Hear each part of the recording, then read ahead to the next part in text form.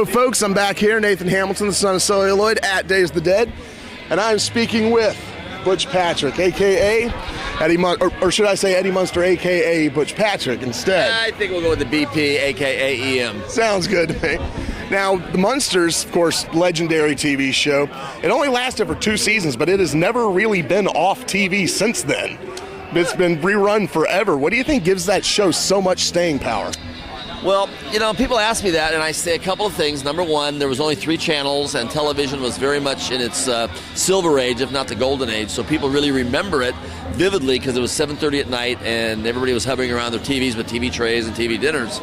But a lot of it has to do with the comedy level was so high back then because the writers, the very creative writers, had interesting shows that they could let fly. Like you had talking horses, and you had genies and witches, and and you had Munsters and Addams Family. You had all this great creativity that was pure entertainment value. And I call them escapism shows. You would work hard all day, you'd come home, and you want to be entertained. You didn't want to watch cop shows, doctor shows, lawyer shows, so you would watch Martians and genies and Munsters.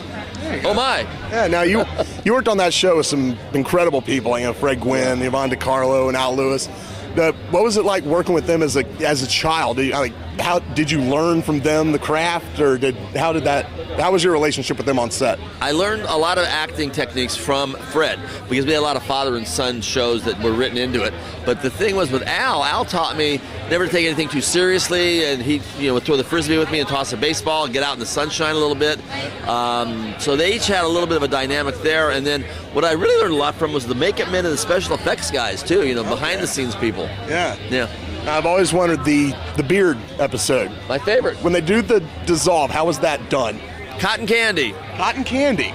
Yep. I would never have thought of cotton candy. Yeah, they were very creative people. They were very innovative, no doubt, back then. Yeah. Now, the Munsters has been reimagined a couple of times. There was the Here Come the Munsters movie and Mockingbird Lane recently. What did you think about the reimaginings of the show? Didn't like the one with the Munsters Today with John Schuck and Lee Merriweather, but it ran 7 years. It was in color, and it just goes to show you how even not a really very good Munsters had a fan base. The newest Mockingbird Lane, I actually went on the set the last day of the shoot, had a chance to meet the cast, introduced it at Comic-Con to a full house. I actually thought it was pretty good. I understood the interesting and the twist and the way they were going with it. It wasn't the Munsters. It was a family based on an old TV show with modern day viewing audiences. That's like The Walking Dead type of people and Twilight and True Blood, that kind of crowd that was made for that genre.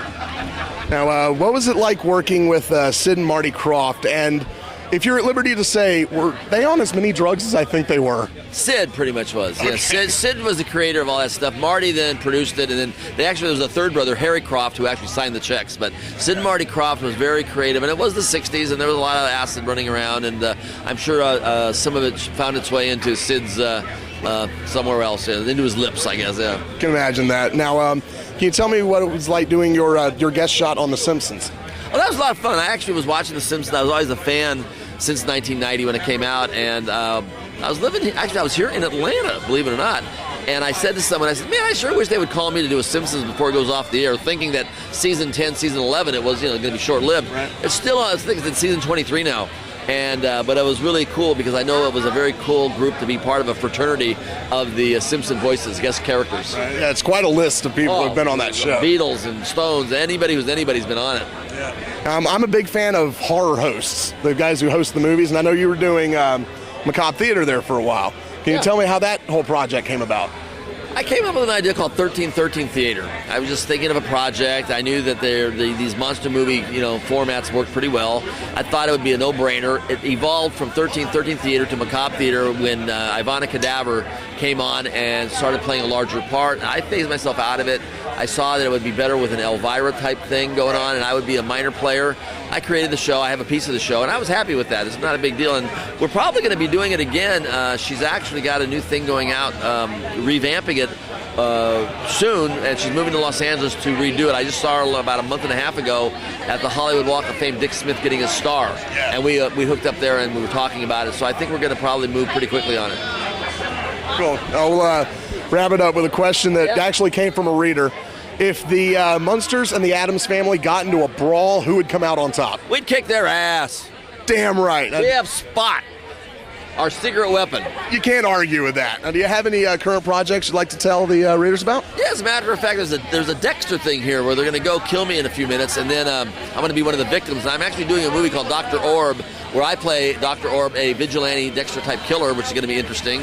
Got some interesting people from the Brady's on it, and Dustin Diamond, Julie McCullough, Ellen Foley from Night Court.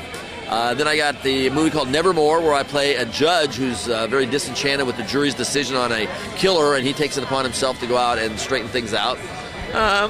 There's a few things are popping, but I have a lot of things going on, and I'm really happy right now. Awesome. Well, watch for Nevermore and Dr. Orb. And I'd like to thank you very much for talking to me, and keep watching here at Son of Celluloid for more interviews from Days of the Dead.